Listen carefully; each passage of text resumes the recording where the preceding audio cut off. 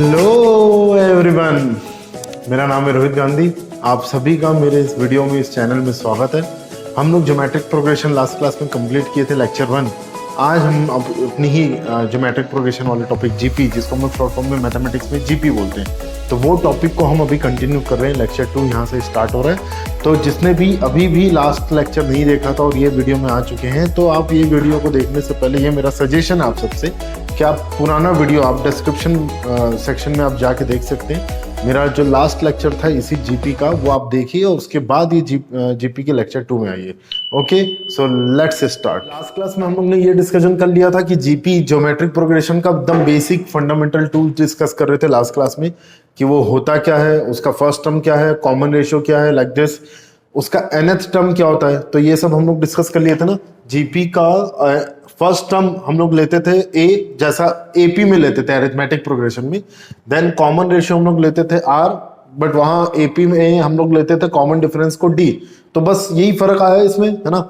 और इन spite of that, इसके अलावा हम लोग ने ये डिस्कशन किया था कि जीपी का जनरल कोई ऐसी सीरीज मेरे सामने लिखी है, उसको मैं देख के तुरंत बता दूं ये जीपी है कि नहीं। तो वो पता लगाने का क्या तरीका था कि आगे वाले टर्म्स को पीछे वाले के साथ जब डिवाइड करोगे, the ratio you will get, if that ratio is same throughout the series, then that progression is known as GP. तो ये हम लोग ने कर लिया था, है ना।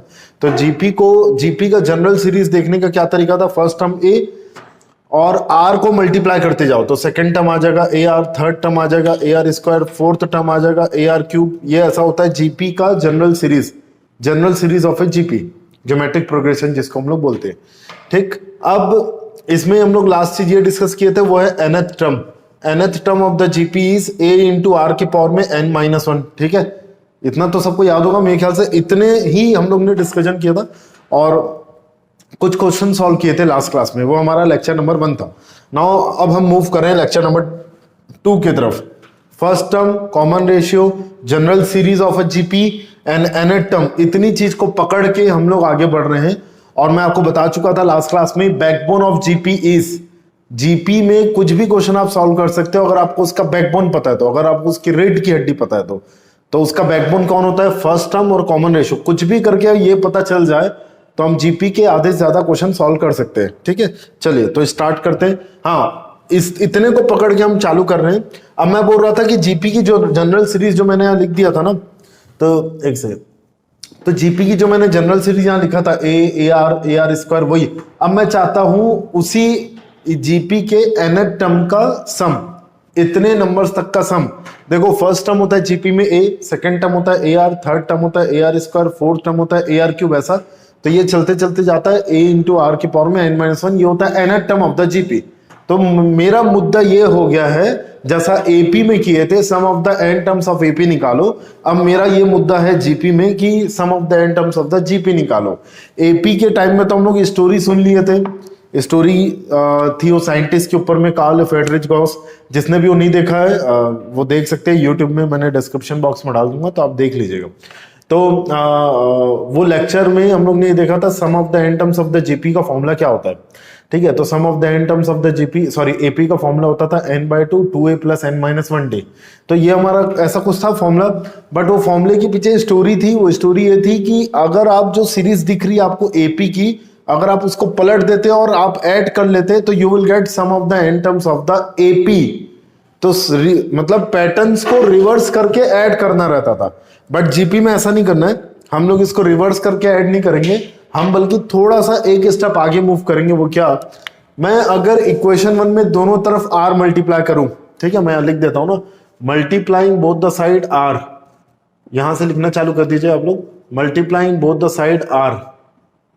अगर मैं कॉमन रेशियो से दोनों, तो इसका फंडामेंटल तरीका देखिए, प्रूफ कितना इंपॉर्टेंट होता है। तो अगर मैंने दोनों तरफ r से मल्टीप्लाई कर दिया, कॉमन रेशियो से मल्टीप्लाई कर दिया, तो result I will get in equation 1। तो इक्वेशन 1 का नया रूप मुझे कैसा दिखने वाला है, इक्वेशन 1 में मैंने दोनों तरफ r से मल्टीप्लाई किया तो ये हो जाएगा r इंटू एस। ठीक है, ये हो गया RHS में चलता हूं। अब ध्यान से सुनना, मैं RHS कैसे लिख रहा हूं, इसका इक्वेशन 1 में मैंने r से मल्टीप्लाई किया है, तो ये r पहला टर्म में क्या हो जाएगा a इंटू आर।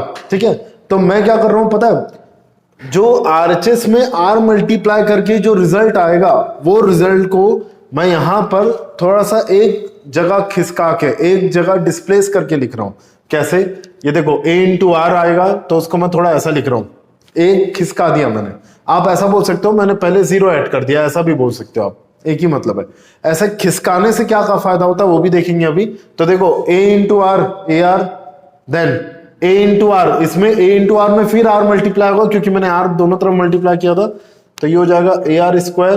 ठीक है, अब ये देखो ये ए आर स्क्वायर में जब r मल्टीप्लाई होगा तो बनेगा ए आर क्यूब। ये थोड़ा सा बस आपको ध्यान रखना है चीज, वो ये कि मैं डिस्प्लेस करके लिख रहा हूं ना, एक चीज डिस्प्लेस।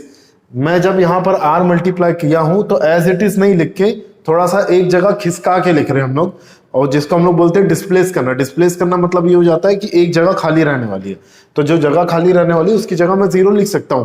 लक्ष्मी माता ऑफ मैथमेटिक्स इज 0, विष्णु भगवान ऑफ मैथमेटिक्स इज 1। लक्ष्मी माता को आप कभी भी ऐड और सब्ट्रैक्ट कर सकते हैं, विष्णु भगवान को आप कभी भी मल्टीप्लाई एंड डिवाइड कर सकते हैं। ठीक है, तो ये ध्यान रखना, 1 is known as like lord Vishnu in this mathematics and 0 is known as lord goddess Lakshmi माता। नाउ ध्यान क्या देना है, इसमें मैंने r मल्टीप्लाई किया तो यहां लिखा, इसमें मैंने r मल्टीप्लाई किया ए आर स्क्वायर हो गया तो वो यहां लिख दिया, इसमें मैंने r मल्टीप्लाई किया तो वो हो गया ए आर क्यूब, वो मैंने यहां लिख दिया। ठीक है, तो अब ऐसे करते करते मैं जाऊं तो आपको पता है इसके पहले वाले के जस्ट इसके पहले वाले में जब r मल्टीप्लाई होगा, इसके पहले कौन है पता है आप लोगों को? a इंटू आर के पावर में n-1। इसके जस्ट पहले कौन होगा पता है? वो होगा a इंटू आर के पावर में n-2, है ना। r एक पावर कम हो जाएगा, पीछे जाओगे तो r का एक पावर कम, आगे बढ़ोगे तो r का एक पावर ज्यादा। जैसे कि ये रहा r, एक आगे बढ़े तो आर स्क्वायर, फिर आगे बढ़े तो आर क्यूब, बट पीछे जाओगे तो ये आर क्यूब था तो ये आर स्क्वायर, ये आर का पावर 1। बस एकदम सिंपल सा फंडामेंटल तरीका है। तो इसके जस्ट पहले कौन हुआ होगा? ये। जब इसमें आप r मल्टीप्लाई करोगे for getting equation two result, तो जब आप इसमें r मल्टीप्लाई करोगे तो पता है ये क्या आ जाएगा? तो देखो जैसे आप इसमें r मल्टीप्लाई करोगे तो ये हो जाएगा a इंटू आर के पावर में n-1। मैंने किस में मल्टीप्लाई किया है? मार्क माई वर्ड्स, मैंने इसके जस्ट पहले वाले नंबर पे r मल्टीप्लाई किया है और यहां लिख दिया है। ठीक है, अब देखो जब इसमें मैं मल्टीप्लाई करता हूं a इंटू आर की पावर में n-1, जब इसमें मैं r मल्टीप्लाई करूंगा तो आपको पता है वो क्या बन जाएगा? a into r. कैसे? ये देखो a इंटू आर की पावर में n-1 है, इसमें r मल्टीप्लाई करो, आपको पता है ना when basis are same then powers are added. तो जब बेसिस सेम होते हैं तो पावर्स आर एडेड, तो n-1 और 1 ऐड करोगे तो बन जाएगा n, है ना। -1 और +1 विल गेट कैंसिल आउट। तो ये सिर्फ इसीलिए आ रहा है a इंटू आर। मैं फिर से रिपीट करूंगा अभी, बट अभी आप ये देख लो कि मैं लिख क्या रहा हूँ। इंपॉर्टेंट चीज ये है कि आपको ये समझ में आना जरूरी है कि मैं लिख क्या रहा हूँ। इक्वेशन 1 एंड इक्वेशन 2 दोनों को सब्ट्रैक्ट करो। तो देखो जैसे आप सब्ट्रैक्ट करते हो तो ये ए आर और ए आर कट जाएगा, सेम चीज है, कटते जाएगी। तो देखो ये वाली चीज कट जाएगी। ठीक है, ये इससे सब्ट्रैक्ट हो रहा है तो ए आर स्क्वायर कट जाएगा। फिर देखना ए आर क्यूब कट जाएगा। ऐसे करते करते ए इंटू आर की पावर में n-1 और नीचे भी a इंटू आर की पावर में n-1 सब्ट्रैक्ट कर रहे हैं। मैं यहाँ बोल्ड में लिख देता हूं, we are subtracting equation 1 and 2। ठीक है, तो ये सब्ट्रैक्टिंग कर रहे हैं ना, we are subtracting equation 1 and 2। अच्छा, ये करने के बाद ये चीज तो कट गई। अब देखो a-0 ये तो हो जाएगा a, और LHS जो आपका बनेगा वो भी मैं लिख देता हूं, s ये हो जाएगा s minus r into s is equal to a-0 is a। यहां तो पूरा कटते गया। अब आपको पता है इसके ऊपर में कौन है? इक्वेशन 1 में अगर मैं ढंग से देखूं तो आपको पता है यहां पर भी तो मैं 0 ऐड कर सकता हूं, जो मैं बोल रहा था वी कैन ऐड लक्ष्मी माता एनीवेयर। तो ये लक्ष्मी माता है ना हमारी, तो हम 0 को ऐड कर सकते हैं कहीं पर भी। तो मैंने यहाँ पर 0 को ऐड किया अपने मन से और यहाँ पर भी कर दिया। अब इसको इससे सब्ट्रैक्ट कर रहा हूं, तो जैसे मैंने सब्ट्रैक्ट किया तो देखो a-0 तो a हो गया, और 0 में से ये माइनस हुआ तो ये बन जाएगा -AR। ठीक है, यहां पर क्या आया था? पावर n भी था ना यहाँ पर, ये ध्यान देना, पावर n भी है। चलो अब यहां पर s कॉमन निकाल लो, because we need to find s। हमें तो सम ही निकालना था ना, सम ऑफ दिस जीपी निकालना था। तो s into 1 - r equal to a into 1 - r के पावर में n। अब ये देखो s की वैल्यू यहां से आ गई, s is equal to a into 1 - r के पावर में n अपॉन 1 - r। ये आ रहा है हमारा sum of the n terms of the GP. और n मैं बोल रहा हूं इसलिए यहां पर मैं ऐसा सफिक्स में n लगा दूंगा। तो इसका मतलब ये जाता है sum of the n terms of the GP, sum of the n terms of the GP का ये फॉर्मूला है। a means first term, r means common ratio, n means number of terms, कितने नंबर तक का आप सम करना चाहते हैं उसको n की जगह लिख दीजिए, ठीक है। तो ये होता है sum of the n terms of the GP. कुछ बुक्स में आप देखोगे तो एक और फॉर्मूला इसी को डिजाइन करके लिखा है, रीडिफाइन करके, वो क्या, ऊपर वाले ब्रैकेट से आप माइनस कॉमन निकाल लो, ठीक है। तो देखो एस एन क्या हो जाएगा, ऊपर वाले ब्रैकेट से मैंने माइनस कॉमन निकाला तो हो जाएगा r के पावर में n अपॉन r के पावर में n -1। नीचे वाले ब्रैकेट से भी आप जानबूझ के माइनस को बाहर खींच लो, तो अगर आप जानबूझ के माइनस को बाहर खींचोगे तो ये बन जाएगा r -1, ठीक है। तो ये देखो कुछ बुक्स में आप देखोगे तो ये ऐसा भी लिखा हुआ है, minus minus will get cancel out. तो सम ऑफ द जीपी का ये भी एक फॉर्मूला होता है, एक ही मतलब है ना, दोनों एक ही मतलब है। नॉर्मली हम क्या करते हैं, मैं आपको टेक्निक बता देता हूँ, दोनों एक ही चीज है, फर्क कुछ भी नहीं है, ध्यान रखना। बट नॉर्मली हम लोग क्या करते हैं, हम कभी क्वेश्चन में ये यूज करेंगे, कभी ये, एक ही चीज है बट हम लोग कभी ये यूज करेंगे, कभी ये। नॉर्मली हम लोग इसको कब यूज करते हैं, जब कॉमन रेशियो की वैल्यू 1 से कम है। अगर कॉमन रेशियो की वैल्यू 1 से कम आती है, अगर कॉमन रेशियो की वैल्यू 1 से कम आती है तो जरूरी नहीं है ना ये यूज करना, आप कुछ भी यूज करो दोनों में से।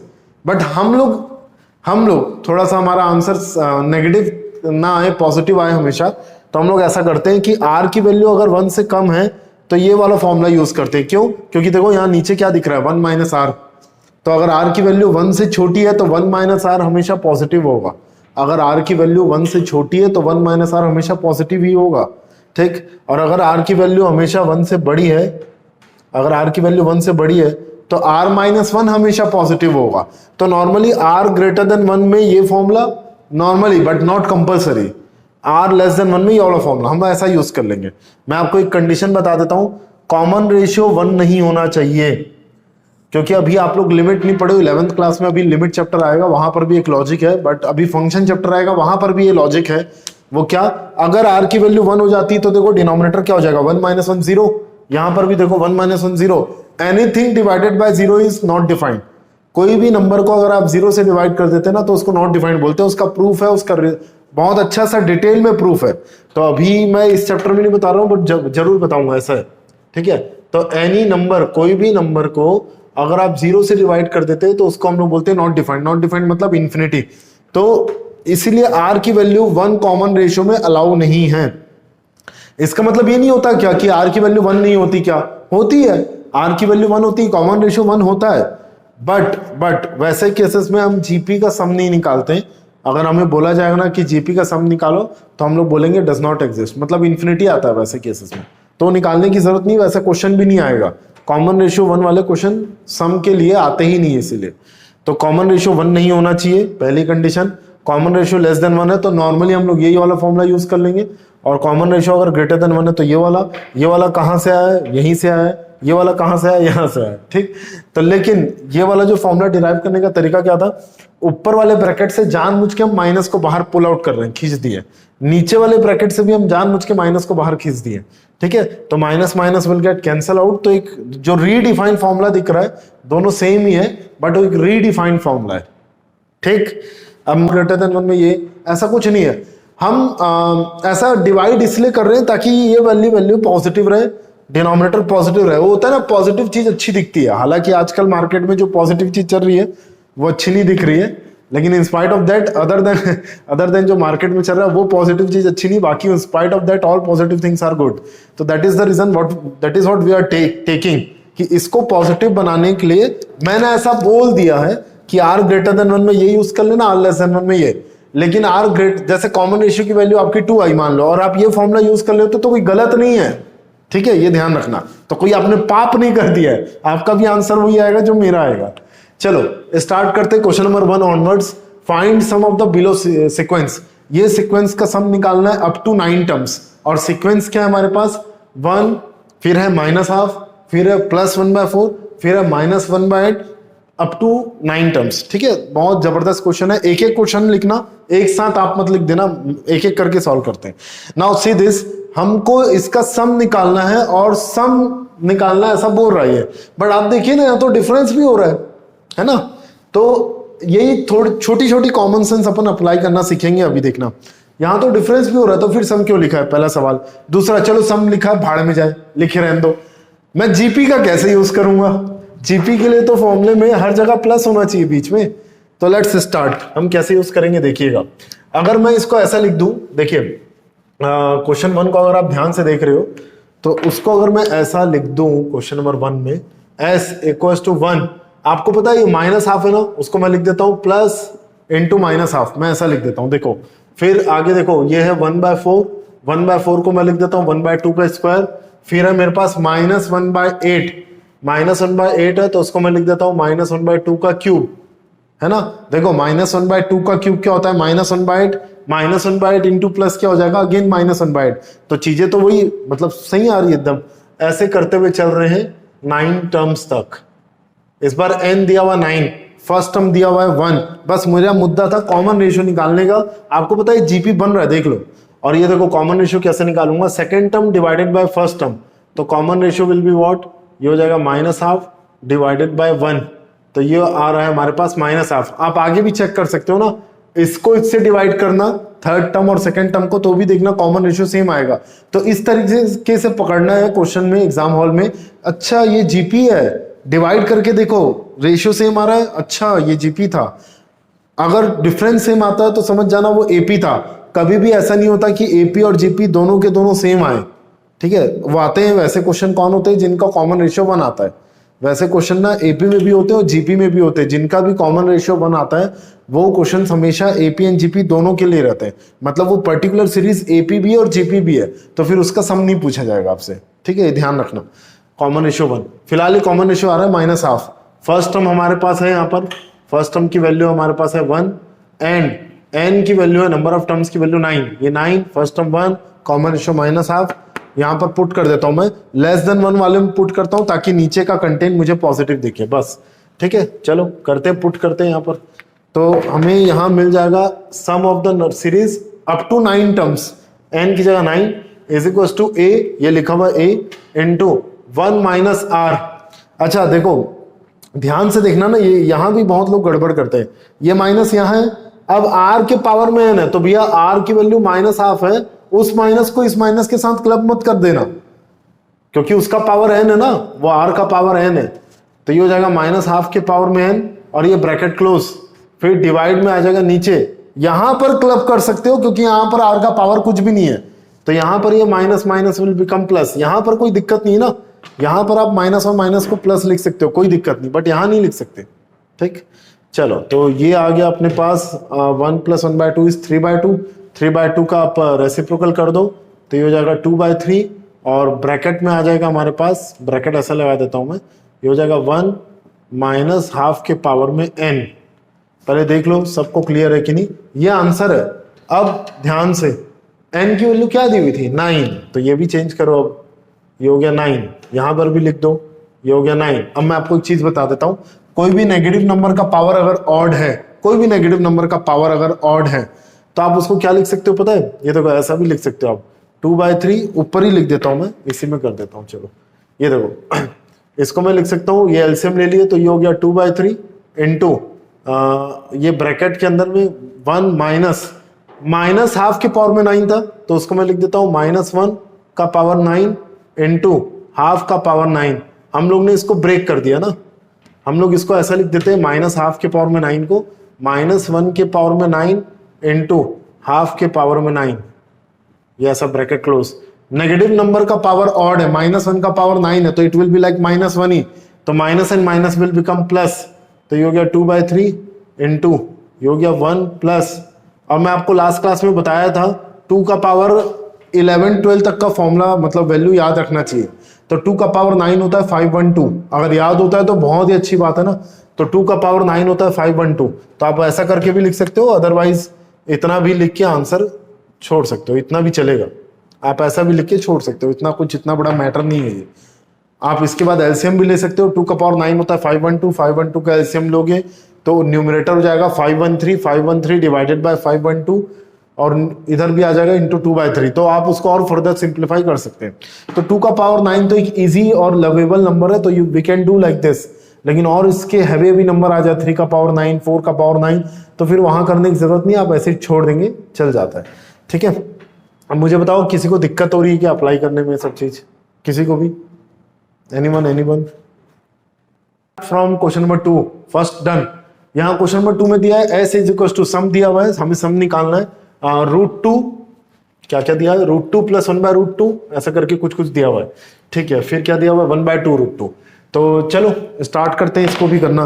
क्वेश्चन नंबर 2 सम हमें निकालना है, s इज इक्वल टू ये दिया हुआ है √2 प्लस 1/√2 प्लस 1/2√2 ये ऐसा, और ये कहां तक चलते जाना है 8 टर्म्स तक, ठीक है।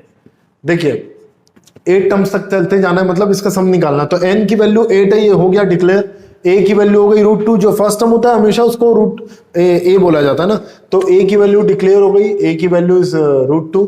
चलो कॉमन रेशियो निकालते हैं हम लोग। कॉमन रेशियो के लिए क्या करते हैं, सेकेंड टर्म को पकड़ेंगे 1/√2 को और डिवाइड कर देंगे √2 के साथ। तो second term divided by first term, और third term divided by second term भी करोगे तो सेम ही आएगा। तो आप चेक कर सकते हो ना। देखो जब न्यूमरेटर फ्रैक्शन में रहता है, अगर आपको दिक्कत होती है तो ट्रिक बता रहा हूं, नहीं तो दिक्कत नहीं है तो आप डायरेक्ट करो। जब न्यूमरेटर फ्रैक्शन है तो डिनोमिनेटर को भी फ्रैक्शन बना दो अगर आपको दिक्कत होती है तो उसको बनाने का क्या तरीका है, विष्णु भगवान कहीं पर भी आप मल्टीप्लाई डिवाइड कर सकते हो 1 को। तो √2 से मैंने डिवाइड कर दिया फॉर मेकिंग फ्रैक्शन, ठीक है। अब देखो जो सबसे नीचे वाला नंबर होता है, जो सबसे नीचे वाला नंबर होता है वो सबसे ऊपर चले जाता है। तो ऊपर में ऑलरेडी 1 है, ये नीचे वाला 1 और ऊपर चले जाएगा, मिडिल के दोनों नंबर हो जाते हैं आपस में multiply. That is known as compound ratio को नॉर्मल रेशियो में कन्वर्ट करना, ठीक है। √2 और √2 का मल्टीप्लीकेशन तो 2 होता है। लो जी कॉमन रेशियो तो बहुत ईजी आ रहा है। जब कॉमन रेशियो हाफ आ रहा है तो मैं यही वाला यूज कर रहा हूँ। अगर आप ये यूज करोगे तो भी कोई दिक्कत नहीं है ना। मैं ये बार बार रिपीट कर रहा हूँ, पता लगा इसमें लोग कंफ्यूज होकर बैठ जाते नहीं तो मुझे कहां तक का निकालना है, S8 sum up to 8 terms, sorry. तो सम अप टू 8 टर्म्स के लिए फॉर्मूला तो वही अप्लाई करेंगे हम लोग। a की जगह मैं लिख दूंगा √2 इंटू 1 माइनस आर, आर कहाँ है हमारा, ये रहा। तो 1 minus r that is half के पावर में n, और whole divided by 1 minus r. तो ये हो जाएगा 1 माइनस हाफ, आर की वैल्यू हाफ है ना, तो 1 माइनस हाफ, ये ऐसा। आप सबको पता है 1 माइनस हाफ क्या होता है, हाफ ही होता है, ठीक है। तो हाफ का जो 2 रहेगा वो ऊपर चले जाएगा। तो देखो बहुत इजी सा आंसर आ रहा है, 2√2 1 माइनस हाफ के पावर में n, और n की जगह मैं लिख देता हूँ 8, है ना, क्योंकि मुझे सम अप टू 8 टर्म्स तक का निकालना है। तो आप इसको और सिंप्लीफाई कर सकते हैं, 2 का पावर 8 की वैल्यू। अब देखो 2 का पावर 9 आपको मैं बता रहा था 512 होता है, 512 में आप 2 से डिवाइड कर देंगे ना तो 256 होता है। तो 2 का पावर 8 ना 256 होता है। तो यू कैन अप्लाई 1/256 एलसीएम लेके और सिंप्लीफाई करके आप सॉल्व कर सकते हैं, ठीक है।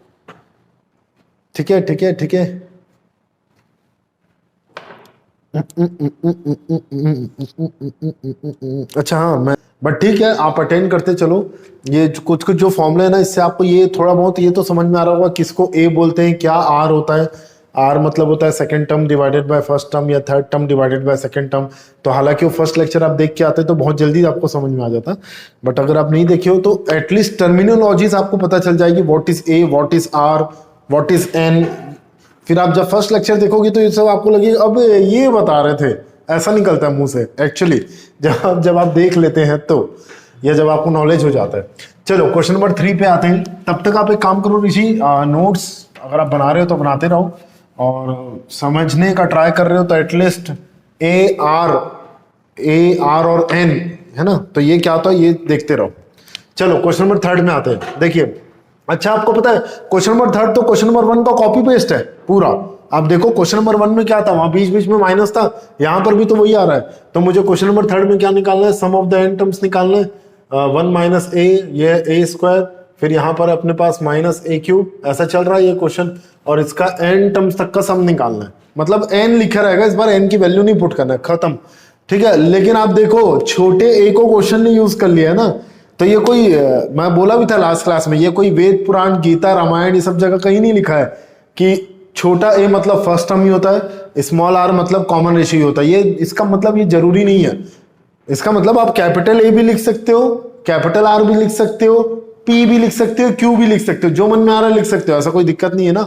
छोटे ए को क्वेश्चन ने यूज किया है, तो इस बार मैं क्या करूंगा, थोड़ा सा पहले इस इक्वेशन को चेंज करता हूं, फिर आपको मैं बताता हूं कि मैं क्या करने वाला हूं। ये माइनस ए को मैं लिख देता हूं प्लस इंटू माइनस ए, ये हो गया ए स्क्वायर, जैसा मैंने यहां किया था वही मैं यहाँ लॉजिक अप्लाई कर रहा हूँ ना, तो ये हो जाएगा माइनस ए का होल क्यूब। माइनस ए का होल क्यूब माइनस ए क्यूब ही होता है। कैसे? माइनस ए का होल क्यूब मतलब minus into A cube, minus into plus will be minus A cube. ठीक, ये ऐसे चलते जा रहा है और ये एन टर्म्स तक का मुझे करना है। अब देखिए कॉमन रेशियो कैसे निकालते हैं। हाँ, मैं इस बार थोड़ा सा डेटा चेंज कर रहा हूँ, डेटा ही चेंज कर रहा हूँ कि लेट फर्स्ट टर्म में ले रहा हूँ इस बार कैपिटल ए। इस बार मेरा फर्स्ट टर्म हो गया कैपिटल ए। ठीक, क्योंकि छोटे ए को क्वेश्चन नहीं यूज कर दिया। एंड इस बार मैं कॉमन रेशियो ले लेता हूँ कैपिटल आर। स्मॉल आर भी ले सकते हो आप, मैं कैपिटल ही ले रहा हूं, कैपिटल आर। वो क्या हो जाएगा? Second term divided by first term, या तो third term divided by second term, या तो fourth term divided by third term. Her consecutive pairs में आगे आने वाले नंबर को अगर आप पीछे से डिवाइड कर देते you will get common ratio directly, और सब जगह से सेम आएगा ना। तो minus a divided by 1 is minus a, ये हो गया मेरा कैपिटल आर। तो अब मेरा sum of the N terms of the GP का फॉर्मूला क्या रहेगा पता है? कैपिटल ए लिखूंगा मैं स्मॉल ए की जगह, 1 माइनस कैपिटल आर के पावर में एन अपॉन, या तो 1 माइनस आर लिख दो या तो आर माइनस 1 लिख दो, कोई भी फॉर्मूला आपको जो भी ठीक लग रहा है। तो मैं कैपिटल ए की वैल्यू पुट कर देता हूं। क्या लिया था मैंने? 1, लिखने की जरूरत नहीं है। 1 माइनस, यहां पर आर की वैल्यू क्या है? दैट इज माइनस ए के पावर में एन, ये हो गया मेरा आर। ठीक है, और होल डिवाइडेड बाय देखो 1 प्लस ए। कैसे? कैपिटल आर की वैल्यू क्या थी? Minus A. Capital R is what? Common ratio. Capital A is what? First term, because small A have been used by question. तो that is why I have taken first term as capital A and common ratio as capital R। तो फॉर्मूले की design में बस मैं क्या बदलूंगा? Design ही तो बदलना है, बाकी सब चीज तो वही रहेगा। तो कैपिटल ए यहाँ आ जाएगा और कैपिटल आर आ जाएगा, बस दैट्स इट। तो उनकी वैल्यू डाल दी है, तो ये आंसर है। इसको आप ये माइनस को बाहर नहीं निकाल सकते, क्योंकि आपको नहीं पता है कि n is what, n is even की ऑड, आपको नहीं पता, मुझे नहीं पता। तो ये वाले माइनस को ना हम बाहर नहीं निकाल सकते, ये ध्यान देना है ना। तो ये माइनस इस ब्रैकेट के साथ ही रहेगा। ठीक है, चलो आगे बढ़ो। अगर यहां तक सबको क्लियर है तो पैरेलली लिखते चलिए ना, नोट्स आप लोग पैरेलल बनाते रहिए। ताकि क्वेश्चन नंबर 4 क्या है, ये दिया हुआ है, ये तो बहुत दुनिया का सदी का सबसे इजी क्वेश्चन बोलता हूं मैं। 1/3 का स्क्वायर 1/3 का क्यूब। ठीक है, डायरेक्ट दिख रहा है हमें, ए की वैल्यू है यहाँ पर 1, first term is 1, and common ratio हमें डायरेक्ट दिख रहा है, दैट इज 1/3। कैसे? ये देखो, सेकंड टर्म को फर्स्ट से डिवाइड करो तो 1/3 आ रहा है, थर्ड टर्म को सेकंड से डिवाइड करो तो भी 1/3 आ रहा है। 1/3 तो आ ही रहा है, देखो ना आप अच्छे से देख लो। तो कॉमन रेशियो आ गया 1/3। कहां तक जाना है? 10 टर्म्स तक का सम करना है। ठीक है, तो चलो कर लेते हैं। S10 कॉमन रेशियो 1/3 आ रहा है, इसलिए मैं यही वाला यूज कर रहा हूं। और S10 sum of 2 n terms आ जाएगा 1 × 1 माइनस r के पावर में n, मतलब 1/3 के पावर में 10, ये ऐसा, अपॉन 1 माइनस 1/3। ठीक है, क्योंकि अब आप देखो ये आपके ऊपर है ना, मैं बार बार बोलूंगा, अगर आप कोई सब्जेक्टिव लेवल का पेपर दे रहे हो और ये कैलकुलेशन करा तो जा सकता है, ऐसा कुछ इतना ज्यादा टफ नहीं होता। बट अगर आप कहीं पर टाइम लिमिट और सब्जेक्टिव लेवल का पेपर दे रहे हो, ऑब्जेक्टिव नहीं सब्जेक्टिव लेवल का, तो इसके बाद आप स्पेस छोड़ के पहले नेक्स्ट क्वेश्चन कीजिए, टाइम बचता है, तब आके आप इसको सॉल्व करेंगे। ठीक है, अगर आपको वैल्यूज नहीं पता है 3 का पावर 10 क्या होता है तो तब, ठीक है, जैसे मुझे नहीं पता मैं निकालूंगा वही। ठीक है, तो वही सब वही करते हैं ना। तो ये हो जाएगा 1/1 माइनस 3 का पावर में 10, और नीचे आ जाएगा आपको पता है 2/3। कैसे?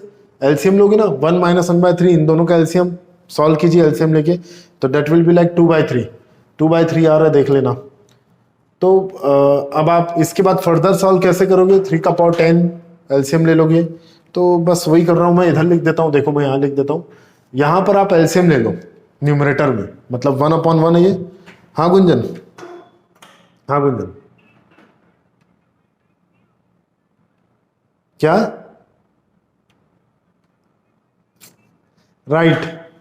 राइट, देखिए एकदम सही बोला इन्होंने, क्योंकि ना आपको यही ऑब्जर्व करना चाहिए सब। गुंजन आप भी यही बोल रहे थे क्या? हाँ, मुझे लग ही रहा था, उसका नेम पहले ब्लिंक किया था गुंजन का। अच्छा, जो भी कुछ बोलना चाहेगा वो नेम ब्लिंक कर देता ना, तो गुंजन का आ गया था मुझे। तो बहुत सही, बहुत ही सही, बहुत ज्यादा सही, इन लोग ऑब्जर्व करते रहते हैं। और हर क्लास में मैं बोलता ही हूँ, हर क्लास में, कि कुछ ना कुछ मैं ऐसा लिखूंगा जिसको आपको ऑब्जर्व करके पकड़ना रहेगा। तो ये पकड़ना जरूरी है, बहुत लोग नहीं ध्यान दे रहे। चलो, a की वैल्यू 1/3 है इस क्वेश्चन में, दैट इज नॉट 1।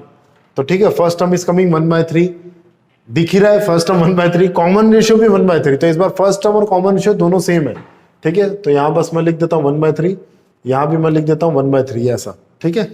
अब आपको पता है ये देखो ये 3 नीचे है और ये 3 नीचे, ये दोनों कट जाएंगे, तो फाइनली नीचे क्या बच रहा है, हाफ। तो मैं फाइनल आंसर लिख देता हूँ, ये हो गया हाफ और ये हो जाएगा 1 - 3 के पावर में 10। जिनको भी ये वैल्यू आ जाती है वो लिख के फर्दर एलसीएम लेके सॉल्व कर सकते हैं।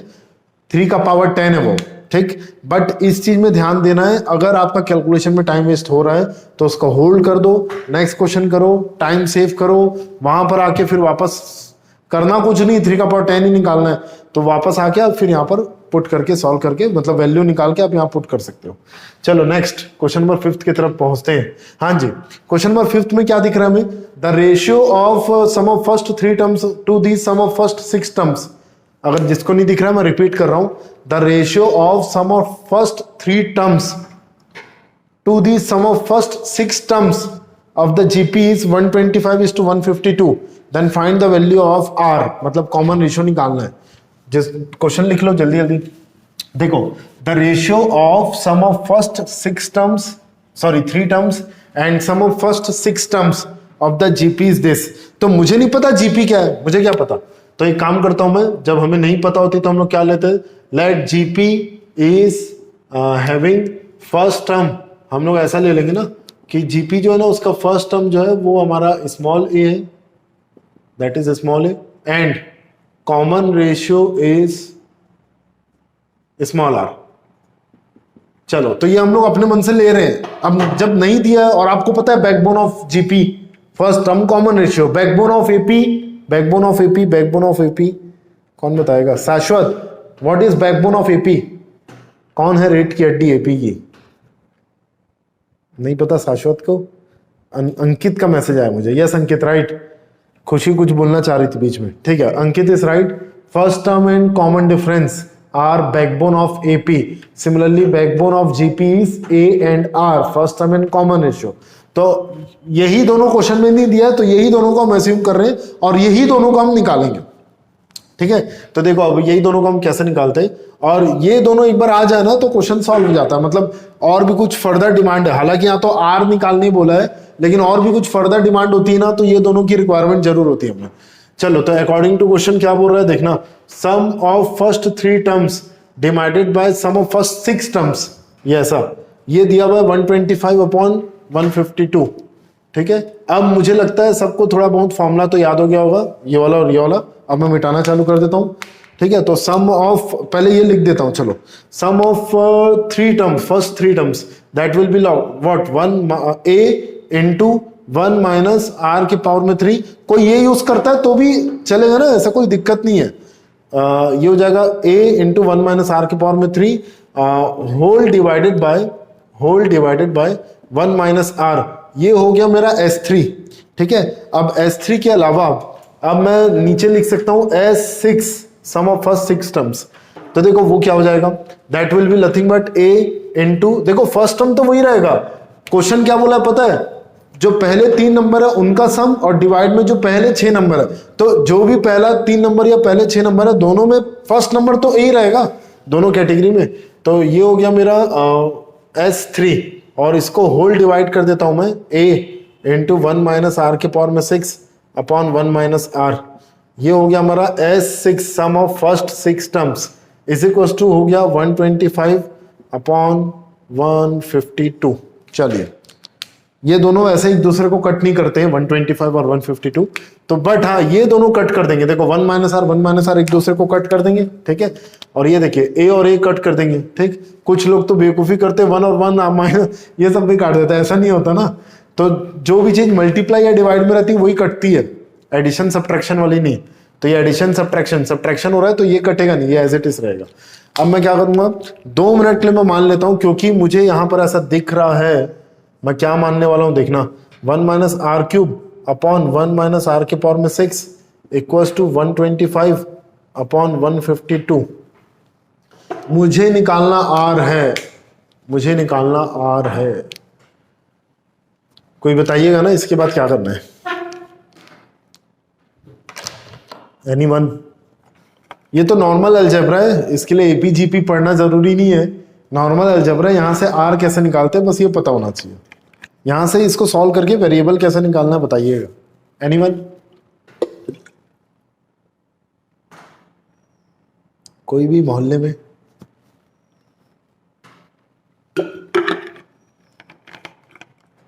कोई नहीं, मोहल्ले में ऐसा हो ही नहीं सकता, ऐसा हो ही नहीं सकता, किसी ना किसी को तो आता ही होगा। सवाल यह है कि वो है कौन जिसको आता है। आर कैसे निकालेंगे? हिमाक्षी आप बता सकते हो? कल्पना, हिमाक्षी?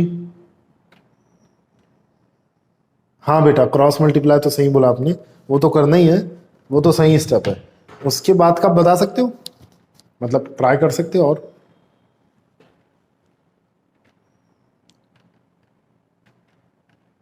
और कोई और कोई और कोई और कोई और कोई? दिव्य, दिव्य आप बताइए।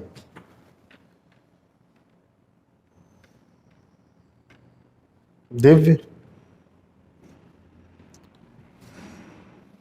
नहीं पता सर, ओके। ठीक है, अनुराग आप ट्राई करो। अनुराग,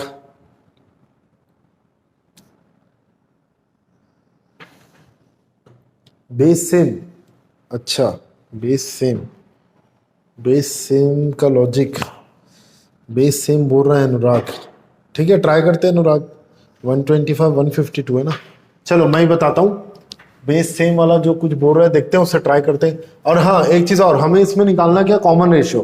तो हम लोग करेंगे वही, क्रॉस मल्टीप्लाई करते हैं, क्रॉस मल्टीप्लाई करके देखते हैं कुछ इससे बेनिफिट मिलता है। तो देखिए ये ऐसा हो जाएगा 1 माइनस आर क्यूब। एक काम करो ना आप लोग, क्योंकि आपको पता है आप लोग आर क्यूब का स्क्वायर, आप सबको पता है आर क्यूब का स्क्वायर क्या होता है, आर का पावर 6 यही होता है। देखो आर क्यूब का स्क्वायर, ये power will get multiply two each other, ये सब क्लास 8-9 में था ना, पावर का पावर अगर लिखा है तो मल्टीप्लाई हो जाता है। तो एक काम करता हूं मैं, अभी थोड़ा सा सिंप्लीफाई इजी करने के लिए मैं ले लेता हूं लेट आर क्यूब को, मैं ले लेता हूं एक्स। थोड़ा सा सिंप्लीफाई इजी करने के लिए ऐसा कर रहा हूं मैं। तो देखो ये क्या बन जाएगा, ये हो जाएगा 1 माइनस एक्स, और आपको पता है नीचे क्या हो जाएगा 1 माइनस एक्स स्क्वायर। तो ये भी ऑब्जर्वेशन का लॉजिक है ना, ये सब ऑब्जर्व कर लो तो बहुत अच्छा रहता है। तो ये x हो गया, तो ये एक्स स्क्वायर हो जाएगा, क्योंकि आर क्यूब का स्क्वायर है, आर 6 होता है। तो अगर आप इसको x लिए हो तो ये x का स्क्वायर हो जाएगा ना, r का पावर 6। ठीक है, तो इक्वल्स टू ये आ गया 125 अपॉन 152। नाउ क्रॉस मल्टीप्लाई कर लेते हैं। अब हम लोग क्रॉस मल्टीप्लाई करेंगे तो 152 जब 1 से मल्टीप्लाई होगा तो 152 ही बनेगा, और ये हो जाएगा 152 इंटू एक्स, ये ऐसा। और RHS में चलते हैं अब हम लोग, RHS में 125 जब 1 से मल्टीप्लाई होगा तो 125 माइनस ये हो जाएगा 125 एक्स स्क्वायर। ठीक, RHS की पूरे कंटेंट को लेके आ जाओ LHS में, नोट्स पैरेलल बनाते चलना। RHS के पूरे कंटेंट को लेके आ जाओ LHS में। हाँ, नोट्स बनाते समय ये जरूर ध्यान देना कि मैं कुछ गलत लिख रहा हूं क्या, ये देखते चलना। 125 एक्स स्क्वायर माइनस 152 एक्स, और यहाँ पर 152 और ये माइनस हो जाएगा तो बस बचेगा प्लस 27 इक्वल्स टू 0। अरे बाप रे, इतना हार्ड फैक्टराइजेशन होगा। चलो करते हैं, और क्या करेंगे, इसका कोई रास्ता भी तो नहीं है। अरे तो इजी है, ऐसे ब्रेक कर लो, 152 को ब्रेक कर लो, 125 और 27 में डायरेक्ट हो गया। तो चलो बधाई हो आप सबको। 125 x square minus 125 x minus 25 x plus 27 is equal to 0। ये ऐसा ब्रेक कर लिया हम लोग ने 152 को। आई होप कि एवरीवन, जितने भी लोग अभी यहाँ पर हैं, उनको फैक्टराइजेशन आता होगा। मुझे ये लगता है कि शायद सबको पता होगा। यहां से देखो, नहीं पता है तो 8-9 की बुक पकड़ना पड़ेगा ना आप लोग को। पहले नंबर स्टार्टिंग के फर्स्ट 2 कंटेंट से 125 इंटू एक्स कॉमन आ रहा है, तो स्टार्टिंग के 2 कंटेंट से 125 इंटू एक्स कॉमन आ गया, तो अंदर में बचेगा x माइनस 1। सेम यही मटेरियल x माइनस 1 ना, सेम यही मटेरियल x माइनस 1 आगे भी होना चाहिए। तो हम लोग क्या करते थे, इसका टेक्निक मैंने बताया था, सेम x माइनस 1 यहां लिख देंगे, है ना। तो इससे मैं क्या कॉमन लूंगा, इससे मैं -27 कॉमन लूंगा। -27 into x is -27, -27 into -1 is +27। Balancing हो रही है। तो ये जो ब्रैकेट आता है ना, इसी को थोड़ा डिस्प्लेस करके लिख दो। डिस्प्लेस करने के बाद फिर ऊपर से बैलेंसिंग करो तो आपको पता चल जाता है कि क्या कॉमन लेना चाहिए था। चलो तो फाइनली अब हमारा यहाँ पर x-1 पूरा बाहर आ गया, यहाँ से और यहाँ से पूरा x-1 बाहर, और ये हो जाएगा 125x minus 27 is equal to ये आ गया 0। ठीक है, तो देखो यहाँ से अब मैं दो ब्रांच में ब्रेक करूंगा इसको। पहला ब्रांच रहेगा मेरे पास यहाँ पर x की वैल्यू 1 है, जब x-1 को 0 से इक्वेट करोगे तो x की वैल्यू आ जाएगी हमारे पास 1। ठीक, जब आप x-1 को 0 से इक्वेट करोगे तो, और जब 125 इंटू एक्स माइनस 27 को 0 से इक्वेट करोगे, 125 इंटू एक्स माइनस 27 को 0 से इक्वेट करोगे तो देखो यहाँ से x की वैल्यू आ रही है 27/125। बट हमारा मुद्दा ये नहीं था x निकालना, हमारा तो मुद्दा है r निकालना। तो मैंने x को क्या लिया था, let x is r cube, है ना। तो यहाँ पर मैं x की जगह डाल देता हूँ r क्यूब। r क्यूब देखो यहाँ से कनेक्ट करना है ना आंसर आपको, ये देखो ये क्या लिखा हुआ है, r क्यूब इक्वल्स टू 1। तब आप इसमें सोचिए ऐसा कौन सा नंबर है जिसका क्यूब 1 होता है, ऐसा कौन सा नंबर जिसका क्यूब 1 होता है, तो 1 का क्यूब 1 होता है। तो यहाँ से एक आंसर मेरे पास मिल गया है फाइनल। एक आंसर मैं यहाँ लिख देता हूँ कि r की वैल्यू 1 आ गई। आई थिंक ये सबको कंफर्टेबल हो गया होगा, समझ में आ रहा होगा। x की जगह मैंने r डाल दिया, r क्यूब, तो r क्यूब इक्वल्स टू 1। तो ऐसा कौन सा r है जिसका क्यूब 1 होता है, तो 1 का क्यूब भी 1 ही होता है ऑब्वियसली। तो हिट एंड ट्रायल के लॉजिक से हम लोग ने बता दिया कि r की वैल्यू 1 आ रही है।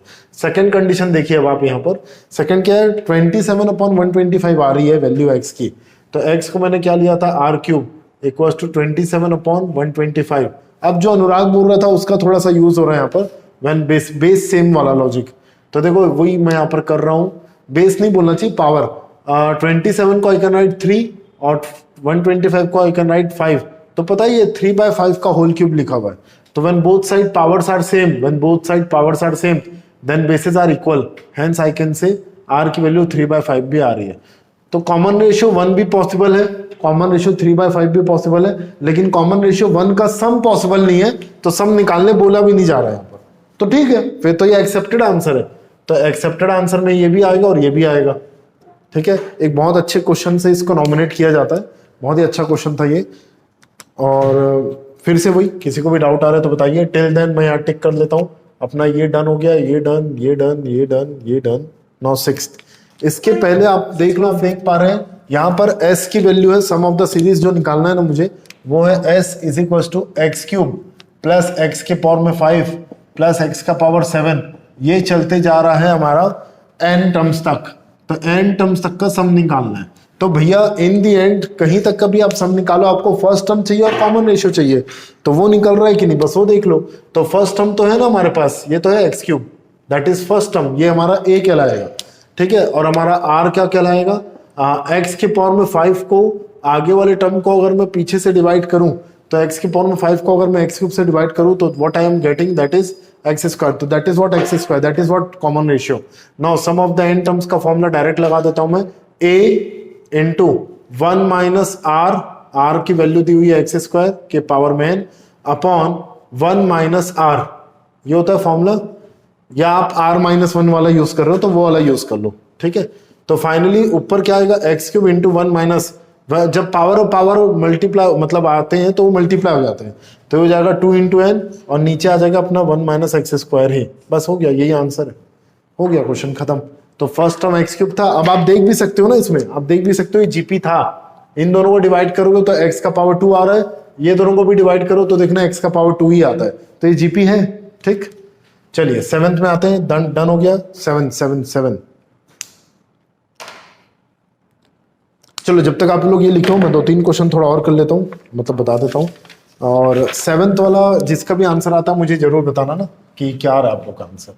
7th क्वेश्चन में ऐसा दिया हुआ, 7 क्वेश्चन से स्टार्ट कर रहे हैं। क्वेश्चन में ऐसा दिया है कितने टर्म्स तक को आप ऐड करोगे इस सीरीज का कि रिजल्ट आ जाएगा 728। ठीक, तो ये सम ये बोला गया है क्या यार, ये हाँ जी 2 + 6, मुझे नहीं पता मैं कितने तक कर रहा हूँ, मान लेता हूँ n टर्म तक कर रहा हूँ मैं। ठीक है, तो इसकी वैल्यू s की वैल्यू दी हुई है हमें, यहाँ पर s की वैल्यू दी हुई है 728। तो सबसे पहले एक काम करूँ ना, इस सीरीज का फर्स्ट टर्म लिख लो, a की वैल्यू 2, कॉमन रेशियो लिख लो 6/2, 6/2 हो गई 3, 6/2 3, 18/6 also 3। So that is the reason ये जीपी है, एपी नहीं। 6 - 2 4 होता है, 18 - 6 12 होता है। डिफरेंस सेम नहीं आ रहा है, रेशियो सेम आ रहा है ना, ये ध्यान रखना। तो डिफरेंस इज नॉट सेम। तो रेशियो इज कमिंग सेम, तो that is the reason this series is an GP. अगर ये जीपी है तो I can use this logic. तो देखो यहाँ कहीं क्वेश्चन में लिखा नहीं है जीपी, तो वैसे एग्जाम हॉल में होता है, लिखा हुआ नहीं आएगा, आपको पकड़ना पड़ेगा अरे जीपी है। ठीक है, तो चलो स्टार्ट करते हैं। सम ऑफ टू n टर्म्स का फॉर्मूला होता है a इंटू 1। अब देखो यहाँ पर r की वैल्यू ना 3 आ रही है, तो मैं ऐसा कर रहा हूँ, इसको ऐसा लिख देता हूँ, r के पावर में n minus 1 upon r minus 1। इसकी दी हुई वैल्यू n टर्म्स तक का सम जो दिया हुआ है वो 728 है, तो यहां मैं डाल देता हूं ये वैल्यू 728। ये मैंने इसकी जगह डाल दिया ना, ये वैल्यू क्या आई है, कहां से आई है, ये हमें दी हुई थी। सम ऑफ टू n टर्म्स तक की value 728 is given in this question. Now इसके बाद a की जगह तो भैया क्या लिखेंगे हम लोग, ये 2, ठीक। r की जगह ये रहा 3 का power n minus 1 upon 3 minus 1। किसी को भी यहां तक दिक्कत है तो बताओ, नहीं है तो मैं आगे बढ़ रहा हूं।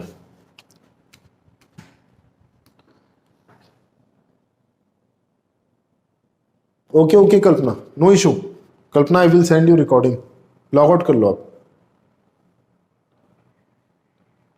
It's okay. हाँ जी, तो देखो ये हो गया अपना 3 माइनस 1 2, ठीक है, 3 माइनस 1 हो गया हमारा 2, तो 2 and 2 will get cancel out. देखो 3 माइनस 1 होता है 2, 2 and 2 will get cancel out, ठीक। तो अब इधर देखना ना, इधर जो माइनस 1 है ना उसको मैं LHS में ले जा लेता हूं, तो पता है ये आपको क्या हो जाएगा, that will be like 729 is equal to 3 का पावर n। अब मेरे को थोड़ा बैठ के सोचना है, इसका मैंने कॉन्सेप्ट लास्ट क्लास में सिखाया था और याद नहीं है तो फिर से वीडियो देख लो, साइक्लिसिटी का था, ठीक है, तो वो डिस्क्रिप्शन बॉक्स में दिया रहेगा, तो आप वहीं से देख लीजिएगा, साइक्लिसिटी लास्ट लेक्चर। तो साइक्लिसिटी की लॉजिक से मैंने बताया था कि आप कितना पावर को चेक करोगे कि 729 आ जाएगा। तो ना मैं आपको ये लास्ट चीज में बताया था कि 3 का कुछ भी पावर करो, 3 का कुछ भी पावर, रिमाइंडर क्या आता है, रिमाइंडर किसी को याद है, देखो एक तो रिमाइंडर 0 ही आता है। एक्चुअली क्या होता है, जब आप 3 का कुछ भी पावर कर रहे हो ना, जैसे 3 का पावर 1 यूनिट डिजिट, यार रिमाइंडर नहीं यूनिट डिजिट, तो 3 का पावर 1 कर रहे हो, 3 का पावर 2 कर रहे हो, 3 का, हालांकि ये तो बहुत इजी है, 3 का पावर 6 होता है, बट फिर भी और भी लंबे लंबे नंबर आ जाए, बड़े बड़े आ जाए, तो आपको क्या लॉजिक अप्लाई करना था, वो है साइक्लिसिटी, ठीक है। तो उसके लिए आप पिछला वीडियो देख लेंगे ना, अगर आपको याद नहीं है तो, और जितने लोगों को नहीं पता वो पिछला वीडियो जरूर देख लेंगे। सो ये n की वैल्यू 6 है, डायरेक्ट n की वैल्यू 6 आती है, और क्योंकि 3 का कुछ भी पावर करोगे ना तो यूनिट डिजिट क्या क्या आते हैं पता है, याद है, यूनिट डिजिट आता है 3, फिर 3 का स्क्वायर हो जाता है 9, 3 का पावर 3 हो जाता है 27, 7 बचेगा, और 3 का पावर 4 हो जाता है 81। ये 4 यूनिट डिजिट्स आते हैं। तो 9 कब आता है यूनिट डिजिट में, हमें 9 ही चाहिए, 729 का 9, तो हमें 9 ही चाहिए। तो ये 9 कब आएगा, ये वाला केस क्या था अगर याद होगा तो, ये रिमाइंडर की वैल्यू 0 के लिए केस था, ये रिमाइंडर की वैल्यू 3 के लिए केस था, ये रिमाइंडर जब 2 आएगा तब के लिए केस है, और ये रिमाइंडर जब 1 आएगा तब के लिए। मतलब जो भी पावर है 3 का पावर, उसको आप 4 से डिवाइड करोगे, और अगर रिमाइंडर 1 आता है, रिमाइंडर 1 आता है, ठीक है, रिमाइंडर 1 आता है तो पक्का उस नंबर के लास्ट में यूनिट डिजिट में 3 आएगा। अगर 9 आ रहा है तो इसका मतलब यह है कि रिमाइंडर 2 आना चाहिए। इसका मतलब यह है कि पावर n को ऐसा लेना है मुझे कि 4 से मैं डिवाइड करूं तो रिमाइंडर 2 आए। तो पावर n को मैं 6 ले सकता हूं, या तो 10 ले सकता हूं, या तो 14 ले सकता हूं। ये होता है टेक्निक। तो ये टेक्निक को अगर आप डिटेल में समझना चाहते हो और अच्छे समझना चाहते हो तो फिर से वो साइक्लिसिटी का वीडियो देखना रहेगा जो लेक्चर 1 में मैंने बताया था, ठीक। तो n की वैल्यू 6 है। ये तो खैर छोटा नंबर है, इसलिए मैं इतना टाइम वेस्ट इसके लिए नहीं कर रहा हूं ना। मैं अगर इसी में आपको बड़े बड़े नंबर दे दूं, 5 डिजिट दे दूं, तो निकालने में हालत टाइट हो जाएगी आपकी। तो इसलिए ये लॉजिक बहुत काम आता है, ठीक है। और भी बार बार अपन लोग लॉजिक में आएंगे, लोड मत लेना कि एक बार बता दिए बस हो गया, ऐसा नहीं है। और भी आएंगे, बीच बीच में बहुत जगह ये क्वेश्चन आता है, तब हम लोग और डिस्कस करेंगे। चलिए मूव करते हैं क्वेश्चन नंबर 8 में। 7th डन हो गया हमारा। 8th में क्या है, अगर फर्स्ट टर्म दिया हुआ है 3 और nth टर्म दिया हुआ है 96, sum up to n terms भी दिया हुआ है 189, तो we need to find the value of n। Okay चलिए, तो देखो फर्स्ट टर्म अपने पास 3 है, nth टर्म कैसे लिखते हैं हम लोग जीपी में, a इंटू आर के पावर में n-1, इसकी वैल्यू दी हुई है 96, ठीक है। और sum up to n terms की वैल्यू दी हुई है हमें, ये होता है formula a into 1 minus r के पावर में upon 1 minus r. Actually formula अपने पास जीपी के सम का ये है, या तो इसका उल्टा वाला भी ले लो। तो मुझे वो वाली वैल्यू दी हुई है 189, ठीक है, कर लेते हैं। देखो ये वाली वैल्यू दी हुई है 189। ऐसा कुछ दिमाग लगाना है कि मैं इसको यूज कर पाऊं ना। हाँ तो हो जाएगा ना। देखिए पहले एक काम करो आप लोग सब, पहले इधर आओ, यहां से ना आप कुछ निकालो वैल्यू। अब देखिए यहां से मैं वैल्यू कैसे निकाल रहा हूं, ए की वैल्यू 3 दी हुई है, पहले तो मैं पुट करूं, पहले मैं इक्वेशन 1 को सॉल्व कर रहा हूं ना, फिर इसको करूंगा अभी। तो 3 इंटू ए के पावर सॉरी आर के पावर में n, इसको मैं लिख दूंगा नीचे आर के पावर में 1, आर के पावर में n डिवाइडेड बाय आर का पावर 1। क्यों, ये वाला फॉर्मूला आप लोग बचपन में पढ़े होंगे, ए का पावर m माइनस n होता है, ए का पावर m अपॉन ए का पावर n। तो इस लॉजिक से आर के पावर में n माइनस 1 को मैं लिख दिया आर का पावर n अपॉन आर का पावर 1, इसी लॉजिक से इक्वल्स टू ये है 96। ठीक है, तो देखो 3 1 जा 3 32 जा, तो r का पावर n क्या आ रहा है हमारे पास, वो आ रहा है 32 इंटू आर। ठीक है, यहां तक सबको क्लियर है। चलो आगे बढ़ते हैं, अगर सबको समझ में आ रहा है तो r के पावर में n की वैल्यू आ रही है मेरे पास 32 इंटू आर। ठीक है, अब देखिए यहां पर ये Sn की वैल्यू क्वेश्चन में दी हुई है 189, वो मैं पुट कर दिया। a की वैल्यू क्वेश्चन में दी हुई है 3, ये देखो r का पावर n की वैल्यू क्या आ गई मेरे पास 32r, वो यहां पुट कर देता हूं मैं। और नीचे भी क्या आ रहा है मेरे पास 1 माइनस आर। हो गया, इसको तो क्रॉस मल्टीप्लाई करके मैं r निकाल सकता हूँ, ये लो बहुत इजी हो गया। अच्छा क्रॉस मल्टीप्लाई करने से पहले एक काम करो आप लोग, 3 1 जा और 363 जा, ये पहले कट कर लो, ये ज्यादा इजी रहेगा। अब आप इसको क्रॉस मल्टीप्लाई करो, 63 इंटू 1 माइनस आर। अच्छा किसी को ये वर्किंग में भी दिक्कत आती है तो बताते चलना ना, ये वर्किंग कैलकुलेशन वर्किंग में भी। तो 1 माइनस 32r वो क्या होता है, अगर आप लोग लाइव सामने बैठते ना तो थोड़ा फर्क समझ में आ जाता है, फेस से समझ में आ जाता है, अच्छा इसको नहीं समझ में आ रहा है, इसको नहीं समझ में आ रहा है। तो इसलिए अभी आप लोग का इन्विजिलेटर जो है ना वो खुद आप लोग हो, तो आप लोग बताते चलना कौन सा पार्ट नहीं समझ में आ रहा है, कौन सा आ रहा है तो बताने की तो जरूरत नहीं है, जो नहीं आ रहा वही बताना। चलिए ओपन करते हैं इसको, तो 63 minus 63 into r is equal to 1 minus 32r। ठीक है ठीक है ठीक है ठीक है ठीक है, तो 63r को हम इधर लेके आते हैं, ये देखो ये प्लस हो जाएगा, और 1 को इधर लेके जाते हैं तो ये देखो ये माइनस हो जाएगा। तो 63 में 1 गया तो ये तो हो गया 62, और इधर देखो RHS में क्या हो जाएगा देखना, 63r प्लस हो जाएगा और 32r तो है ही माइनस में, है ना, ये तो बहुत इजी है। तो आपको पता है 60, अगर ये 60 और 30 होता तो सब्ट्रैक्शन आ जाता 30, है ना, लेकिन ये 63 और 32 है तो ये तो 21 दिख रहा है इसलिए। तो r की वैल्यू मुझे क्या दिख रही है 20। चलो देखो तो ये हो गया 31r इक्वल टू 62, तो r की वैल्यू 2 आ गई। ठीक है, r की वैल्यू 2 आ गई तो निकालना क्या है, निकालना क्या था, n निकालना है, n निकालना है। तो कहाँ से निकालेंगे, यहीं से निकाल लेते हैं, चलो यहीं पुट करो, r की वैल्यू 2 को आप यहाँ पुट कर दो। तो देखो ये क्या हो जाएगा ना, ये देखना, ये 2 का पावर n और इक्वल टू 32 को मैं क्या लिख सकता हूँ पता है आप लोगों को, 32 को 2 का पावर 5, और बाजू में r भी है तो उसको मैं लिख सकता हूँ 2 का पावर 1। r की वैल्यू मैंने 2 डाल दिया है तो ये हो गया 2 का पावर n, ये हो गया 32 2 का पावर 5, और ये r की जगह 2 का पावर 1। आपको पता ही है RHS में जब बेसिस सेम होते हैं तो पावर ऐड हो जाता है, और LHS में 2 का पावर n। और आपको ये भी पता है दोनों तरफ जब बेस सेम है तो powers are equated, when both side bases are same then powers are equated. तो फाइनली n की वैल्यू आ गई 6। बहुत ही जबरदस्त क्वेश्चन था ये, और इसका आंसर आ चुका है। अब आप लोग के डाउट्स में आते हैं, अगर कहीं डाउट अटक रहा है आप लोग को। देखिए 9th में क्या बोला जा रहा है, अगर सम ऑफ द एन टर्म्स दिया हुआ है 315, ए की वैल्यू दी हुई है 5, आर की वैल्यू दी हुई है 2, तो आपको नंबर ऑफ टर्म्स और लास्ट टर्म निकालना है। मतलब वही 8 और 9 सेम ही क्वेश्चन है, एकदम लगभग सेम ही है। तो यहां पर मुझे Sn की वैल्यू दी हुई है 315, और ए की वैल्यू और आर की वैल्यू तो क्वेश्चन में गिवन है। तो इसका फॉर्मूला क्या होता है आप लोग को तो आता ही है, a इंटू 1 माइनस आर के पावर में n upon 1 minus r, that is sum of the N terms of the GP is equal to ये वाली वैल्यू दी हुई है 315। चलो a की वैल्यू क्या दी हुई है हमें, a is 5 r is 2, put कर देते हैं ना, a इज 5 r इज 2।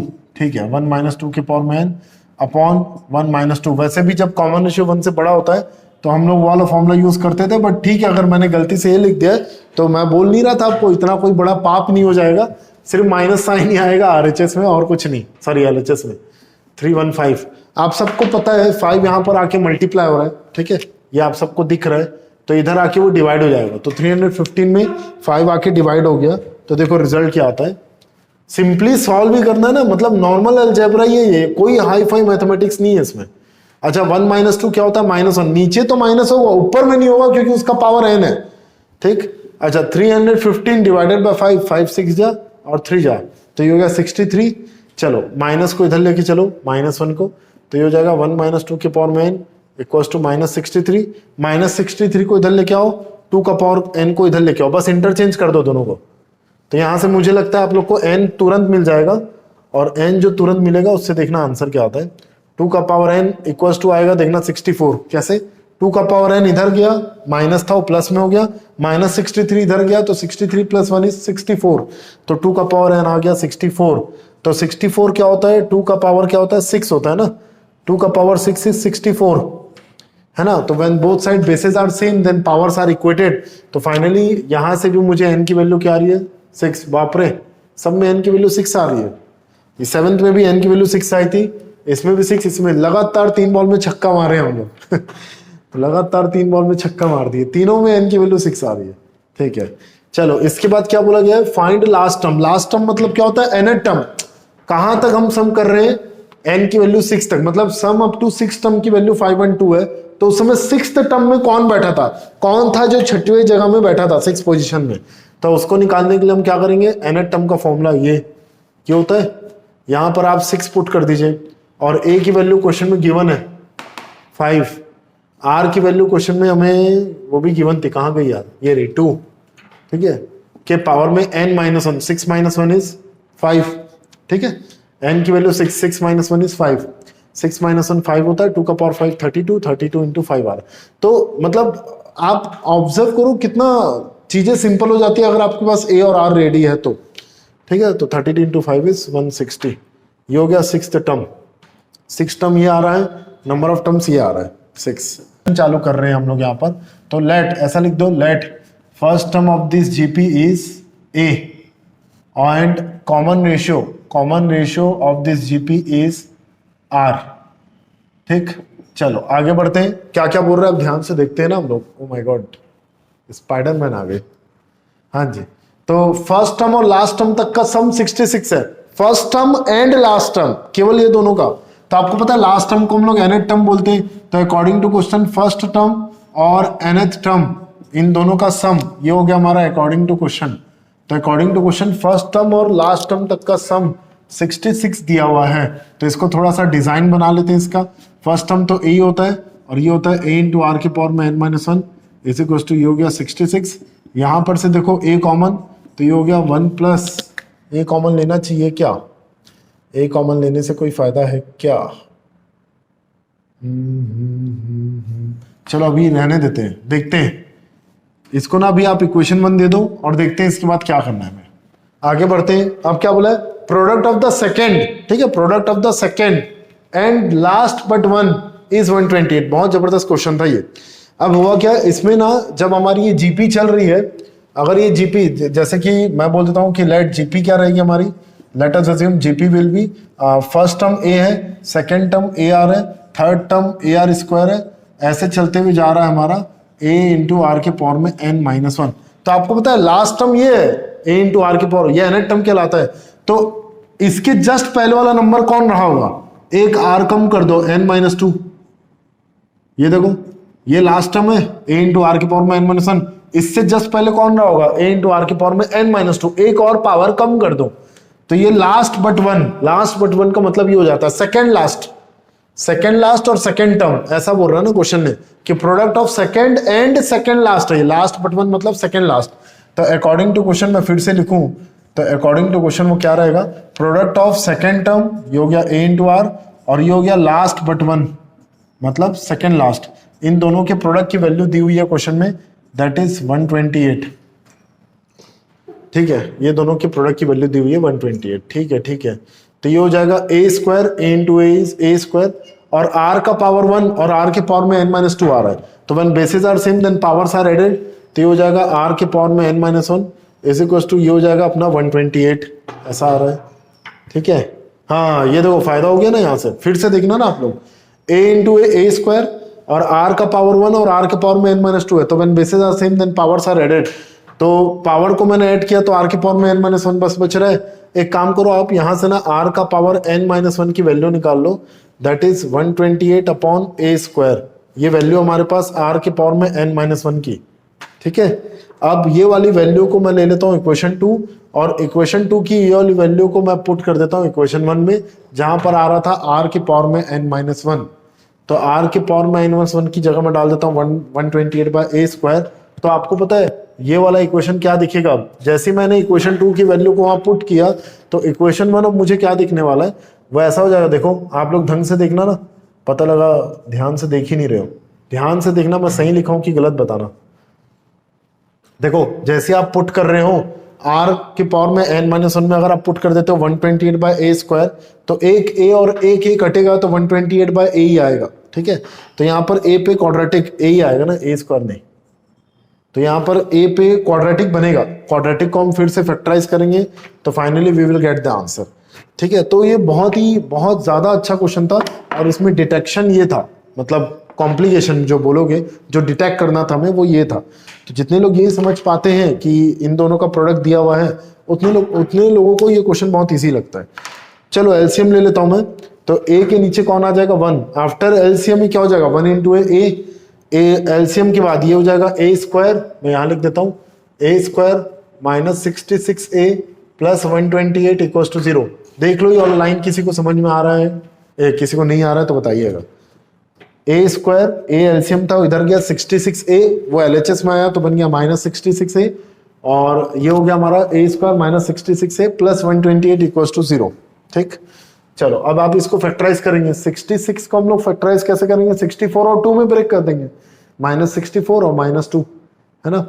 तो यहां से मेरे पास 2a की वैल्यू आएगी। फैक्टराइज कीजिए आप लोग, फैक्टराइज करने के बाद देखना आप लोग का ये आ रहा होगा a × -64 और a × -2।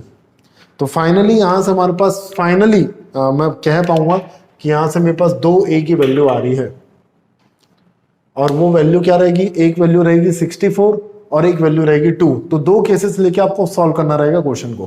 केस 1 जब a की वैल्यू 2 है, केस 2 जब a की वैल्यू 64 है, केस 1 जब a की वैल्यू 2 है। जब a की वैल्यू 2 है तो आप यहां पर कहीं पर पुट करेंगे, यहां पर पुट कर देना तो r मिलेगा। फिर वो उसी पर्टिकुलर केस में आपको क्या निकालना, क्या n निकालना है ना, ठीक है। तो अब आप देखो, आपको सम ऑफ द एन टर्म्स का फॉर्मूला पता है आप सबको। सम ऑफ द एन टर्म्स का फॉर्मूला होता है SN a × 1 - r के पावर में n अपॉन 1 - r, जैसा मैं हिंट देके छोड़ रहा हूं, आप लोग ट्राई करते रहना इसको। तो देखिए a की, जैसे केस नंबर 1 आपने इसको फैक्टराइज किया, -64 है, -2 में ब्रेक हुआ, तो एक वैल्यू आएगी, a की वैल्यू एक आएगी हमारे पास 64 और एक a की वैल्यू आएगी हमारे पास 2। तो a की वैल्यू 2, जैसे केस नंबर 1 हेडिंग डालना आप, जब a की वैल्यू 2 है यहां पर पुट कर देना a की वैल्यू 2, तो आपको यहां से r मिलेगा, ठीक है। r मिलेगा कि नहीं मिलेगा, नहीं मिलेगा, नहीं मिलेगा। अब हमें ये इसको भी यूज करना पड़ेगा, सम ऑफ द एन टर्म्स को, ठीक है। तो a को हम लोग यहां पर पुट करेंगे, यहां से आएगा, ठीक है, ठीक है, ठीक है, ठीक है। चलो तो मैं जल्दी से बता ही देता हूँ, टाइम हो गया हमारा, मैं जल्दी से बता देता हूँ।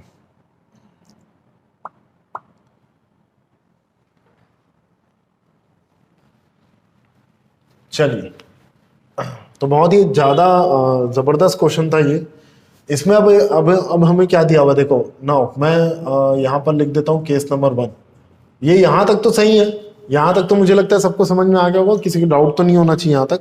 ये a की वैल्यू 2 आती है, 64 और 2। केस नंबर 1 लूंगा मैं यहाँ पर जब a की वैल्यू 2 है, ठीक है, व्हेन a = 2। तो अब हमें ये यूज करना है sum of the term. Sum of the term मतलब sum of the N terms की वैल्यू दी हुई है 126, तो sum of the N terms दिया हुआ है 126, ये वैल्यू दी हुई है, ठीक। यहाँ पर आप पुट कीजिए a × 1 - r के पावर में n upon 1 - r equals to, ये हो गया हमारा 126, ठीक। अब अपना a की वैल्यू केस नंबर 1 में क्या लिए थे 2, यहाँ पर 2 पुट कर दो, 1 - r के पावर में n। मुझे नंबर ऑफ टर्म्स निकालना है, ध्यान रखना, मुझे नंबर ऑफ टर्म्स निकालना है। तो ये हो गया 2 × 1 - r के पावर में n upon 1 - r equals to है 126। ये देखो 2 1 जा और 2 63 जा, तो ये कट हो गया, तो ये हो गया 1 - r के पावर में n upon 1 - r equals to 63। अब आप देखो, बहुत ही जबरदस्त क्वेश्चन है ना ये, थोड़ा लेंदी है, सॉल्विंग ट्रिक्स है इसमें, तो इसीलिए थोड़ा सा टाइम लग रहा है, नहीं तो ये इतना टाइम कंज्यूमिंग नहीं होता अगर हम थोड़ा देर पहले डिस्कस करना चालू कर देते। चलो ठीक है, तो अब आप देखना है आपको एक चीज यहाँ से, इक्वेशन 2 में भी मैं बोला था आपको, इक्वेशन 2 से भी आपको कुछ वैल्यू निकालनी रहेगी। देखो इक्वेशन 2 से अब आप देखिएगा, इक्वेशन 2, हाँ दिव्य बोलो, क्या क्या क्या क्या क्या दिव्य, आर ए की वैल्यू, दिव्य मुझे आपकी वॉइस नहीं आ रही है। आर ए की वैल्यू ए के टर्म्स में, ये बोल रहे हो? आर ए की वैल्यू ए के टर्म्स में मतलब आर ए की एक ए इंटू आर की पावर में एन, क्या बोलो? एक्चुअली आपकी वॉइस क्लियर नहीं है, तो मैं अभी थोड़ा बता देता हूँ, फिर आपका मेथड आप डाल देना एक बार ग्रुप में, बताना तो सही फिर भी। देखिए इक्वेशन 2 में क्या हो रहा है, मैं अगर ए की वैल्यू डाल देता हूँ ना यहाँ पर इक्वेशन 2 में, अभी मैं केस 1 ही सॉल्व कर रहा हूँ ना सिर्फ। इक्वेशन 2 में अगर आप देखोगे आर के पावर में, मैं सिर्फ आप लोगों को केस 1 सॉल्व करके दिखा रहा हूँ, आप लोग केस 2 करते रहना फिर। तो ये हो जाएगा 128 अपॉन ए की वैल्यू मैं डालूंगा वही 2 का स्क्वायर हो जाएगा 4, ठीक है। तो देखो आर के पावर में n minus 1 is equal to क्या हो जाएगा आपको पता है? अच्छा एक चीज और आप लोगों को पता है, आर के पावर में n माइनस 1 को आप क्या लिख सकते हो? आर का power n divided by r is equal to 4 1। अब आपको इसको कट करना है, तो 4 1 जा 4 32 जा, ये होता है। तो वही फिर से वही आ रहा है, देखो वैसे ही क्वेश्चन हो गया, ये हो गया 32 आर, ठीक है। ये सिर्फ केस नंबर 1 के लिए चल रहा है, क्योंकि यहाँ पर ए की वैल्यू 2 है, ये ध्यान रखना। अब ये आर का पावर एन अगर मैं यहाँ पर पुट कर दूं तब जाके आर आएगा, और जब आर आ जाएगा तो उसको वापस यहाँ पुट करूंगा तब जाके एन आएगा। ये सिर्फ केस नंबर 1 का था, ठीक। तो देखो एक बार मैं पूरा ये चीज करके दिखा देता हूँ। केस नंबर 1 ये हो जाएगा 1 minus 32 r upon 1 minus r is equal to 63। अब आप क्रॉस मल्टीप्लाई करेंगे यहाँ पर, तो ये हो जाएगा 1 माइनस 32 आर इज इक्वल, ये तो पूरा एकदम सेम आ रहा है जैसा पहले किए थे अपन लोग ने। ये आ गया 63 आर, उल्टा लिख दिया मैंने, सॉरी। ये आएगा 63 माइनस 63 आर, ये इधर आएगा, ये इधर जाएगा, 62 और 21 वही आ रहा है, सेम वही आ रहा है एकदम। तो देखो यहाँ से आर की वैल्यू 2 आ रही है, एकदम सेम वही डेटा है। अब आप एक चीज देखना ना, ये आर की वैल्यू 2 को आप यहाँ पुट करोगे और फिर वही लॉजिक लगाओगे, 1 basis are same then powers are equated, तो वही लॉजिक से n निकलेगा। तो ये तो हो गया अपना पहला फर्स्ट केस नंबर 1, ठीक है। और इसी तरीके से जब आप a की वैल्यू 64 लोगे, यहां पुट करोगे और यहां पर पुट करोगे 64, तो उस तरीके से r यहां पर आएगा। वैसे ही आपको देखना r के पावर में n माइनस 1 में इक्वेशन ऐसी बने, मतलब सब चीज सेम सिचुएशन बनेगी बट वैल्यूज चेंज हो जाएगी। तो हम लोग ने क्या क्या किया था, a की वैल्यू 2 पुट करके यहां से एक इक्वेशन बनाया था, और वो a की वैल्यू 2 पुट करके यहां से भी एक रिजल्ट निकाला था मैंने, r के पावर n आ रहा था, ये इस वैल्यू को यहाँ पर पुट किया, यहाँ से r निकाला, या r को फिर से यहाँ पुट करूंगा तो n निकालूंगा। तो बहुत ज्यादा माया जाल है ना, इधर से उधर हो रही चीजें, लेकिन इतना जबरदस्त क्वेश्चन था ये कि इसको डिस्कस करना, इसलिए थोड़ा 10 मिनट अपन आगे बढ़ गए, तो इसको डिस्कस करना बहुत जरूरी रह गया था। तो ये होता है केस नंबर 1। लेकिन हाँ, इसमें भी किसी को डाउट आ रहा है तो बताइए, मुझे जरूर बताइए, आपके डाउट्स एंटरटेन कर लेते हैं। फिर उसके बाद अपना यहाँ पर ये टॉपिक खत्म होता है, और नेक्स्ट क्लास ऑनवर्ड्स हम लोग जीपी का फर्दर प्रोसेस हमारा चालू हो जाएगा, फर्दर क्लासेस, फर्दर टॉपिक्स हम लोग जीपी के स्टार्ट करेंगे, ठीक है। तो ये केस नंबर 1 में किसी को डाउट है तो बताइए, और केस नंबर 2 आप लोग कर लीजिएगा जब ए की वैल्यू 64 है। किसी को भी एनीवन किसी को भी नहीं है, ठीक है। तो चलो मिलते हैं। मैं वो वर्किंग डॉक्यूमेंट जो आर डी शर्मा का है वो स्नैप डाल देता हूँ आपके ग्रुप में, आप उसको ट्राई कीजिए। और नेक्स्ट क्लास में हम लोग एनसीईआरटी के डाउट्स में आ रहे हैं, फ्राइडे है ना नेक्स्ट क्लास, हाँ जी। तो फ्राइडे हम लोग एनसीईआरटी का एक्सरसाइज 1 2, मैं पूरा ग्रुप में आपको वर्क लिख देता हूँ, उतना वर्क आप लोग करके आइए। चलो bye bye, enjoy, okay.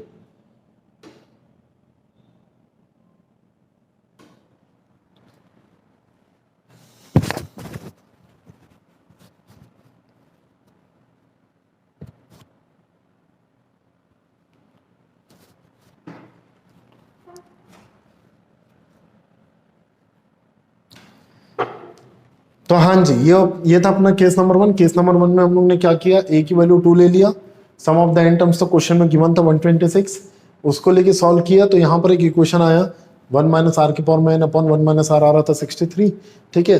Equation 2 में देखिए, अगर आप ए की वैल्यू 2 पुट कर रहे हैं, 2 का स्क्वायर सेम वही चीज है, तो आर का पावर n माइनस 1 आ रहा था 128/4 दैट इज 32। तो यहाँ से r का पावर n आ गया 32r। इस r का पावर n को मैंने यहाँ पर पुट कर दिया, तो यहाँ से r की वैल्यू आ जाएगी दैट इज 2। सॉल्व कर लीजिएगा, ये r की वैल्यू 2 यहाँ पर पुट कर दो वापस। तो when basis are same then powers are equated वाले लॉजिक से, जैसा पिछला क्वेश्चन में किए थे सेम, n की वैल्यू 6 आती है। ये था केस नंबर 1।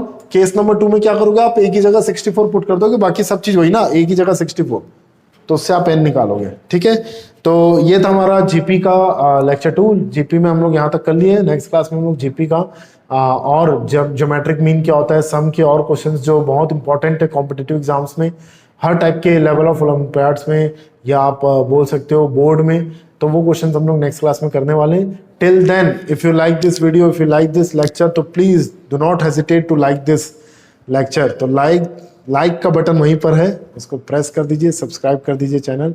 मीट करते हैं आपको नेक्स्ट क्लास में। Bye bye.